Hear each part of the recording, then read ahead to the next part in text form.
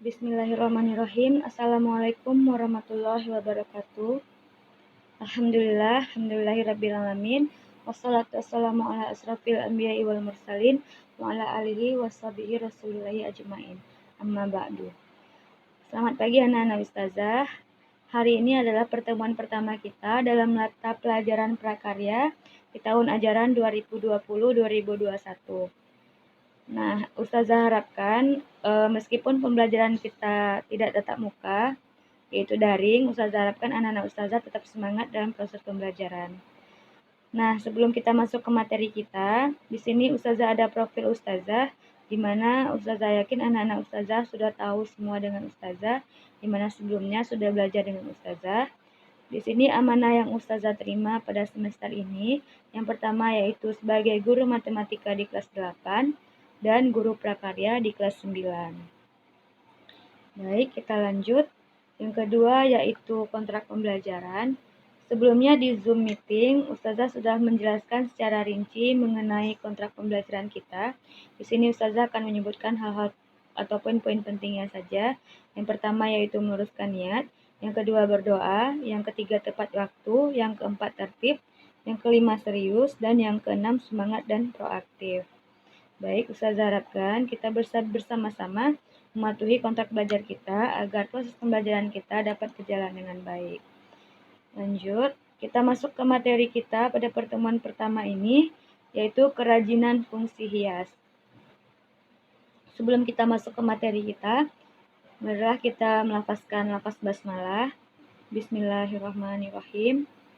Baik, kita masuk ke materi kita. Yang pertama yaitu tentang aspek diniyah dari materi kita hari ini, yaitu terdapat pada Quran Surat At-Taubah, surat ke-9 ayat 105, di mana arti dari surat ini, dan katakanlah, bekerjalah kamu, maka Allah dan Rasul-Nya serta orang-orang mukmin akan melihat pekerjaanmu itu, dan kamu akan dikembalikan kepada Allah yang mengetahui akan yang gaib dan yang nyata. Lalu diberitakannya kepada kamu apa yang telah kamu kerjakan. Nah, dari ayat tersebut disebutkan bahwa Allah sangat menghargai orang-orang yang mau bekerja keras. Dan Allah akan memberikan imbalan nantinya terhadap kerja keras yang telah kita lakukan. Nah, dalam hal ini, nanti kita hubungan kerja keras dengan kerajinan kita pada saat ini, nantinya pada akhir pembelajaran 3 bulan kemudian, ustazah akan memberikan antum instruksi untuk membuat suatu kerajinan. Baik, kita lanjut ke tujuan pembelajaran kita. Yang pertama, ustazah harapkan antum dapat menyampaikan pendapat tentang keragaman kerajinan fungsi hias. Yang kedua, ustazah harapkan antum dapat mengidentifikasi fungsi, bahan, alat, dan proses yang digunakan dalam pembuatan karya kerajinan fungsi hias di wilayah setempat. Kita lanjut ke target lulusan. Target lulusan kita yang pertama yaitu akhlak mulia, yang kedua yaitu bersemangat mencari ilmu, yang ketiga bersemangat dan mampu melaksanakan amal ma'ruf nahi mungkar, dan yang keempat siap menghadapi tantangan menjadi warga dunia abad ke-21. Nah, ustazah harapkan kita bersama-sama dapat mencapai target lulusan kita pada proses pembelajaran kali ini. Baik, kita lanjut ke materi kita. Tapi sebelum kita masuk ke materi kita, ustazah harapkan antum sudah menyiapkan alat tulis dan bukunya untuk meresum atau merangkum materi yang akan ustazah jelaskan pada hari ini. Baik, kita masuk sejarah kerajinan di Indonesia. Kepulauan Indonesia sejak zaman prasejarah berada di wilayah Indonesia, merupakan kawasan yang terdiri atas ribuan pulau. Letaknya diapit oleh benua Asia dan Australia serta Samudra India Pasifik. Berdasarkan letak kepulauan Indonesia seperti itu, Indonesia di daerah khatulistiwa dan di daerah hembusan angin musim Australia. Adanya dua musim, yaitu musim hujan dan kemarau, menyebabkan penduduk Indonesia dalam menjalankan kehidupannya selalu beradaptasi dengan alam. Silih bergantinya kedua musim tersebut mengakibatkan masyarakat biasa hidup berpindah-pindah sejak dahulu, mulai dari berpindah tempat tinggal hingga berpindah kegiatan, seperti kegiatan bertani, berkebun, membuat kerajinan, bertukang, berburu, mencari ikan, berdagang, dan kegiatan lainnya yang disesuaikan dengan perubahan musim saat itu. Kegiatan membuat kerajinan berhubungan dengan aktivitas pembuatan benda-benda kebutuhan hidup. Benda-benda tersebut sangat dibutuhkan oleh seluruh manusia untuk mempermudah dan mempercepat produktivitas kerja. Sejak dahulu, rakyat Indonesia telah menggunakan produk kerajinan sebagai alat memenuhi kebutuhan hidup sehari-hari, dari pakaian hingga kebutuhan ritual budaya. Semakin berkembangnya zaman, kebutuhan akan benda-benda atau perkakas berkembang tidak hanya sebatas benda fungsional saja, akan tetapi perkakas pun dibuat dengan diperhalus dan diperindah, baik dari segi penampilannya, ukuran, maupun hiasan. Bahan baku kerajinan banyak sekali tersedia di bumi Indonesia. Kekayaan alam dan budaya Indonesia merupakan modal munculnya keberagaman motif, bentuk, bahan, serta teknik pada karya kerajinan Indonesia. Sebagai generasi muda, kepedulian dan kepekaan terhadap budaya Indonesia perlu ditanamkan sejak dini. Kelestarian budaya Indonesia ke depan tantangannya cukup berat. Budaya yang telah mengakar di Indonesia lambat laun akan pudar jika tidak diimbangi dengan pemahaman kesadaran akan rasa cinta terhadap tanah air. Oleh sebab itu, sangat dibutuhkan usaha dan kreativitas kita untuk memperbaiki kondisi tersebut menjadi lebih baik. Nah, itu sekilas dari sejarah kerajinan di Indonesia. Kita masuk, di sini Ustazah ada 4 gambar. Yang pertama yaitu gambar hiasan tapestri. Ini adalah gambar hiasan tapestri. Yang kedua yaitu ada gambar hiasan dengan teknik anyam. Yang ketiga ada gambar hiasan dinding dengan teknik batik. Yang terakhir ada hiasan dari logam. Nah, ini ada beberapa 4 gambar dari fungsi hias. Kita lanjut ke materi yang selanjutnya, prinsip kerajinan fungsi hias. Nah, kita masuk ke pengertian. Kerajinan merupakan bagian dari seni rupa terapan yang diartikan sebagai proses produksi yang melibatkan keterampilan manual dalam membuat benda-benda kebutuhan hidup yang dirancang untuk tujuan fungsional serta memiliki nilai keindahan. Produk kerajinan dibuat tentunya memiliki tujuan.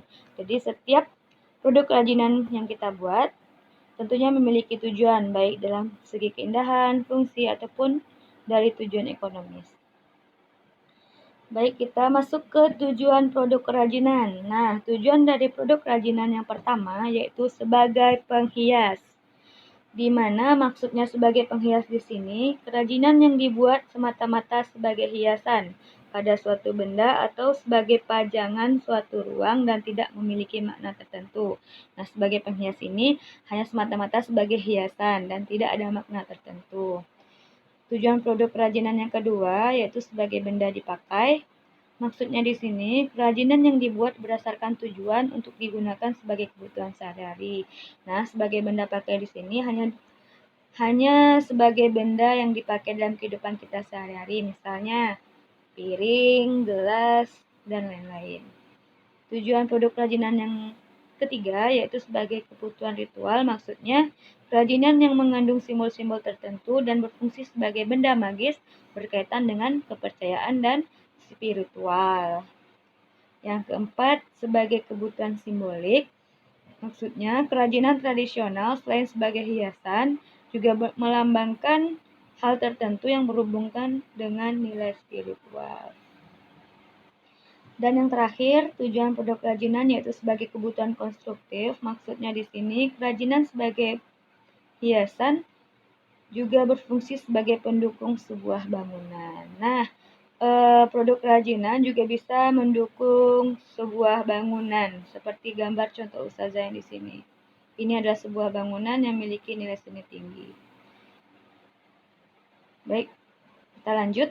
Nah, di sini Ustazah ada perbedaan atau suatu gambaran produk kerajinan yang membedakan antara kerajinan fungsi pakai dan kerajinan fungsi hias. Di mana di sini ada gambar sebuah cangkir, di mana dalam 3 gambar ini memiliki banyak sekali perbedaan, di mana ada dari fungsi pakai menjadi fungsi hias. Kita perhatikan gambar yang pertama, cangkir putih ini merupakan cangkir yang dominan fungsi pakai, dapat digunakan sebagai wadah air minum. Nah, berarti fungsi pakai dari gelas putih ini hanya sebagai wadah air minum, tidak lebih dari itu. Nah, coba kita lihat gambar yang kedua, gambar cangkir yang ada sedikit motif batik. Di sini cangkir dengan tambahan unsur ornamen tetap masih dapat digunakan sebagai wadah air minum.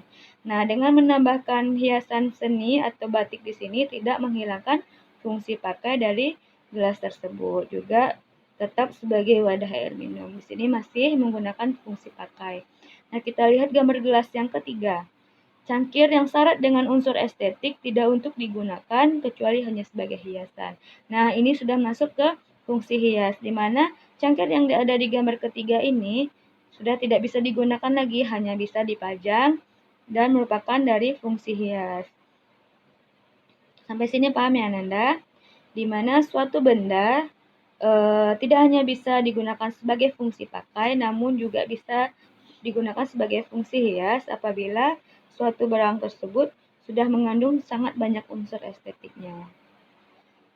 Baik, materi kita hari ini untuk pertemuan pertama cukup sekian. Di sini Ustazah ada suatu tugas, yaitu tugas pengamatan untuk antum, di mana tugasnya yang pertama, lakukanlah hal yang sama dengan mengambil contoh produk kerajinan lain yang sejenis. Nah, seperti contoh Ustazah sebelumnya, contoh cangkir ini. Ustazah harapkan antum bisa menemukan suatu benda lain, mungkin contohnya bisa piring, dari piring biasa menjadi piring yang memiliki nilai estetik tinggi atau yang sudah ada hiasannya yang hanya bisa dimasukkan dalam kelompok fungsi hias atau lain-lainnya, masih banyak ya. Yang kedua, coba teliti dengan seksama. Jika tidak ada gambar contoh, kamu hendaknya dapat membuat sketsa produk, fungsi pakai, dan fungsi hias. Nah, jika tidak ada gambar seperti yang ada di foto ini, antum boleh membuat gambar sketsanya saja. Tugasnya persis seperti ini ya. Nanti antum jelaskan sesuai seperti ini. Jika tidak ada gambarnya untuk difoto, antum boleh membuat sketsanya saja. Nah, yang ketiga, antum harus membuat kesan yang antum dapatkan. Ungkapkan pendapat antum atau kesan antum terhadap pengamatan yang telah antum buat. Nah, itulah tugas yang Ustazah berikan. Ustazah harapkan antum dapat mengumpulkannya sesuai dengan waktu yang sudah ditetapkan, sesuai dengan kontrak belajar kita yang sudah Ustazah jelaskan. Paham ya, anak-anak Ustazah? Baik, cukup sekian materi kita pada hari ini. Sama-sama kita simpulkan bahwa dalam fungsi kerajinan tidak hanya ada fungsi kegunaan, tapi juga ada fungsi hias. Di mana suatu benda itu tidak hanya bisa kita gunakan dalam kehidupan sehari-hari, namun jika sudah memiliki nilai estetik yang tinggi, dapat kita kelompokkan dalam fungsi hias dan bisa bernilai ekonomis yang tinggi. Baik, cukup sekian. Jika Ustazah ada salah, Ustazah mohon maaf. Kita tutup dengan lafaz hamdalah. Alhamdulillahirrabbilalamin. Assalamualaikum warahmatullahi wabarakatuh.